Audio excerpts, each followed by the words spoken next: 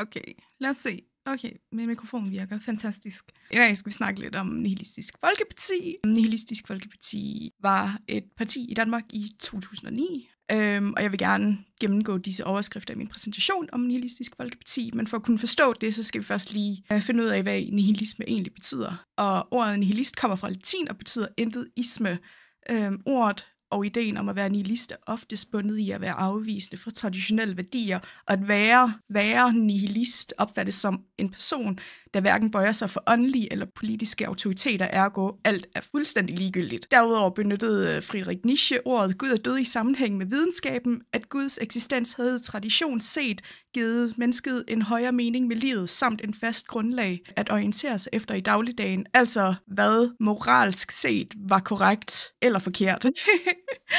At uden en Gud var der ingen højere mening med livet, og med videnskaben bag ham, så var mennesket kun en del af evolutionen bag andre dyrearter, og ifølge moderne videnskabsteorier eksisterer vi blot ved tilfældet, med vidsthed om, at der ikke er en højere mening med livet. Livet bliver kort og godt sagt meningsløst, og han mente, at vi langt fra var skabt i Guds billede, når vi selv lever et usselt liv på jorden, mens døden bringer evigt liv i paradis. Så ved at benytte ordene Gud er død, mente Nietzsche altså, at Guds død var alt for smertefuldt at acceptere for store dele af menneskeligheden, og derfor dyrker vi afguder, som er uægte erstatninger for Gud. For eksempel politiske ideologier, andre kulturer fra vores egen, og så noget som yoga, i stedet for at se virkeligheden i øjnene. Og Nietzsches pointe var, at livet uden Gud er meningsløst, og for mange er nihilisme altså troen på ingenting, og ikke at have en holdning til noget, konsekvensen og menneskets værste sider får lov til at komme frem. Og så nu ved vi sådan en lille smule om nihilisme, så vi kan snakke lidt mere sådan om partiet og den stifter. Så først så har vi Mads Vestergaard, det er ham her, der står herude. Han har en Ph.D.-grad i digitale medier og demokrati, og så er han tidligere overborgmester i Københavns Kommune, er det sådan, man siger det? Og nu til dags, der benytter han sin tilværelse som forfatter og foredragsholder inden for filosofi og sociale medier, og benytter meget sin taletid på at reflektere tilbage på, hvordan Nihilistisk Folkeparti har sat sine spor i de dengang unge menneskers tilværelse. Det vil sige min generation, altså millennials. Og så har vi Thomas Vaas. Han er filosofistuderende, eller han var filosofistuderende, og så arbejder han til dags dato inden for økonomi.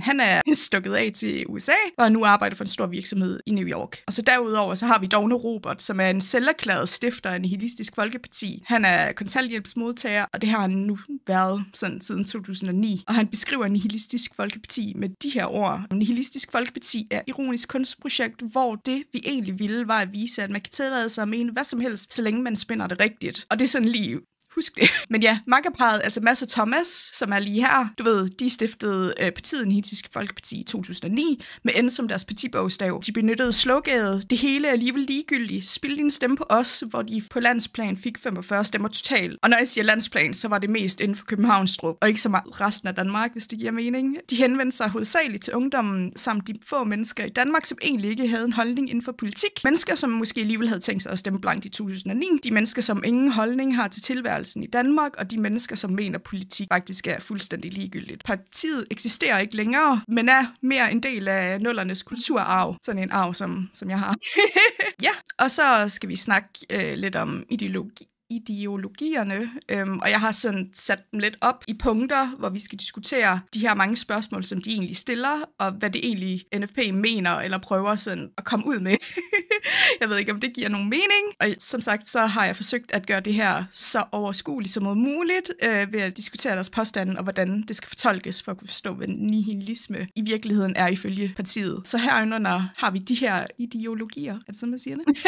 Ingen virkelighed, intet fremskridt, ingen velfærd, ingen værdier, ingenting. Og herinde under virkelighed skriver de, Nihilistisk Folkeparti har valgt at sætte fokus på et stigende og uacceptabelt problem. Virkeligheden. En alarmerende høj andel af den danske befolkning fastholder stadig en naiv tro på, at der findes en virkelighed på trods af førende forskers beviser for det modsatte. Samfundet og den enkelte er bedst tjent med, at dette problem tages i opløbet. Faktum er naturligvis, at virkeligheden er et medieskabt symbolsk forblindelse, som giver befolkningen netop de illusioner om formål og mening, der er nødvendige for, at nogen gider udføre deres meningsløse Sisyfo-arbejde. Her mener NFP, at en høj andel af danskerne politikerne mener, der er en større mening med livet, at vi har en virkelighed, som skal leves, men i realiteten er vi forblændet af en illusion om, at der er et formål med f.eks. arbejde, når i virkeligheden er meningsløst. Vi går på arbejde, men der er ingen ende på det, selvom du er færdig med dit projekt, og derfor mener de, at der ingen virkelighed er. De skriver derudover på deres hjemmeside under ingen virkelighed. Lad os se realiteten i øjnene. En oplevelse er en oplevelse ligegyldigt, hvad der producerer den. World of Warcraft-verdenen er mere virkelig end den såkaldte rigtige verden. Kun her er verden i modsætning til den meningsløse verden, vi brutalt kastet ind i, skabt af en god Gud. Kun i Second Life kan vi mennesker virkelighed gøre vores inderste begær, følelser og drømme. Og her sammenligner NFP virkeligheden med et MMO, hvilket er et online rollespil, World of Warcraft, i sin storhed i Cataclysm, som udkom i 2009. Her havde spillet aktivt 12 millioner spillere over hele verden, hvilket de beskriver som en mere virkelighedstro verden end vores egen virkelighed. Og hvorfor mener de egentlig det? Jamen, de mener jo, at World of Warcraft er mere virkelighedstro, da der ingen Gud er. Og hvis der er en Gud, så har vi højst sandsynligt slået personen ihjel i et raid. Og et raid er sådan en kæmpe stor gruppe af mennesker, som samarbejder for at nedlægge et mål. Og det binder sig sammen med mit lille foredrag om Nietzsche. Gud er død. Det er sort-hvid politik som Horde Alliance, hvilket er de to største partier, eller hvad World of Warcraft kalder for factions. I spillet, de skal for eksempel sammenlignes med Liberal Alliance, altså Alliance, og så et socialistisk folkeparti som Enhedslisten for Horde, du ved. Og de passer også lidt med farverne, du ved. Liberal Alliance er blå, Alliance er blå inde i spillet, du ved. Horde er rød, og du ved, et socialistisk parti er som regel rødt. Og der er intet, der er rigtigt eller forkert, og i bund og grund bliver partiet fordelt ud på, hvad rejser du egentlig spiller i spillet. Så ud fra dette kan vi konkludere, at NFP mener, at vi lever i en simulation. Og så har NFP skrevet, NFP ønsker at løse virkelighedsproblemet fra en realpolitisk vinkel, har derfor udarbejdet 2 konkrete forslag. Børn og unge, der kan dokumentere, at de bruger minimum 8 timer dagligt på at spille World of Warcraft, skal fritages fra undervisningspligten. Og skattefinansieret LSD-ordning på uddannelser, arbejdspladser og hjemmepleje. Hver realist skrev det uvirkelige, og her mener NFP, at en mere konkret virkelighed er en virkelighed, som ikke eksisterer. At ved hjælp af hallucinerende stoffer kommer vi tættere på virkeligheden, som den bør være, end hvad andre politikere har af forslag. Det her, det kræver bare virkelig meget sådan editing, kan jeg mærke. Så har vi intet fremskridt. Under intet fremskridt skriver NFP kort og godt. Postmodernisme er nihilisme med et smil. Følg med tiden. Afskaft historien. Stem på NFP. Og hvorfor skriver de et citat som det her? De mener, at den franske revolutions idealer om frihed, lighed og broderskab endte i friværdi, ligegyldighed og networking. Altså at politik er et forsøg på at overbevise folk om, at netop deres ideologi, politik, kan gøre verden bedre. Og at hele den politiske elite inden for murene på Christiansborg opretholder illusionen om, at politik kan styre historien mod et fornuftigt indrettet samfund bestående af oplyste borgere. Og NFP, de afviser fuldstændig, at der kan ske fremskridt inden for menneskeheden. Håb om fremskridt er romantiske tanke, som er håbløst forældet. Så har vi intet velfærd, eller ingen velfærd. Under deres velfærdspolitik mener de, at velfærdsstaten er en substitutreligion, en kollektiv kristen tankesæt, der har holdt Danmark i et ondt og grotesk jerngreb. Og i virkeligheden siger de, at velfærdsstaten er en afgud, vi tilbeder og håber vil frelse os. Men den har ikke frelst os mere, end de gamle afdøde guder gjorde. Og at i bund og grund, at velfærd er lykkepiller for det danske folk, og at politikerne lovede danskerne, at velfærdsstaten ville opfylde vores behov, men dette var en løgn. Hellere tryg tomhed end tom tryghed. Så har vi ingen værdier, og under ingen værdier mener NFP, at værdier er illusioner, man kan indoktrineres til at tro på af elitære smagsdommer med videregående humanistiske uddannelser. Og det er sådan lidt sjovt faktisk at tænke på, da Mads Vestergaard, som var med til at etablere NFP nu til dags er foredragsholder inden for SoMe og filosofi, efter at NFP blev nedlagt.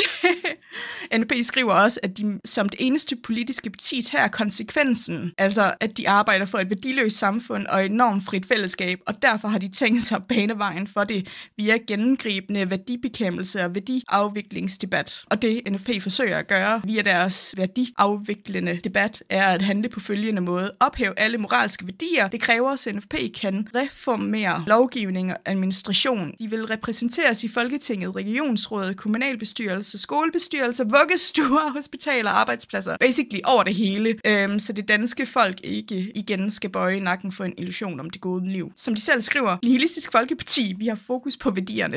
Og så har vi ingenting, og deres sidste punkt i deres ideologi, nej til alt, hvilket også er et nihilistisk manifesto. Og så har vi lidt om deres mærkesager, hvilket er lidt sjovt. NFP går ikke op i særlig meget, men en ting, der bliver fremhævet, når man klikker igennem deres hjemmeside, er deres mærkesag dyrevelfærd, og så er der lidt her senere. For danskerne elsker nuttede dyr, og det gør Nihilistisk Folkeparti også. Alt er ligegyldigt, undtagen nuttede dyr. For dyr er fuldstændig ligegyldige, hvis de ikke er nuttede, og det vækker heldigvis ingen folkebevægelser, når orme, fisk eller fugle lider. Kun nuttethed tæller, og de mener, at det skal udarbejdes en nyttighedskanon ud fra objektive kriterier, som pels og øjenstørrelse, så vi rationelt kan afgøre, hvilke dyr, der har krav på velfærd. Og herfra har jeg også taget et andet citat med, som NFP har benyttet før i tiden, som også er en mærkesag for partiet Klima. Hvor deres kommentar er, "We shall all kill ourselves by a vacuum bomb." Yes.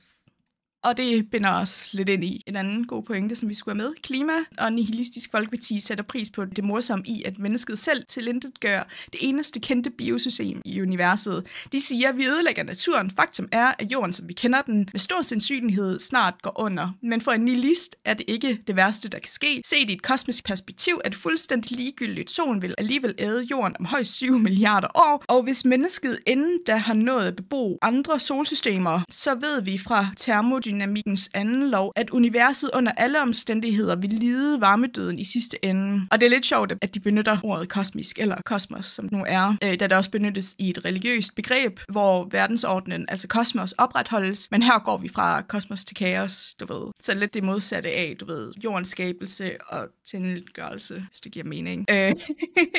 NP kræver, at mennesket tager hævn over universet. Universet har hverken mening, formål eller værdi. Det har altid været ligegyldigt med os. Det skal væk. Den verdenskendte danske fysiker Holger Bech Nielsen har den endelige løsning. Han er på sporet af muligheden for at konstruere en vakuumbombe, som kan tilintetgøre universet med et stabilt tomrum som det smukkeste resultat. Men ikke nok med det. Holger Bech Nielsen betragter vakuumbomben som selve formålet med livet og menneskeheden. We shall kill ourselves by a vacuum bomb. Og mit billede her, det er faktisk hans abstract fra hans paper.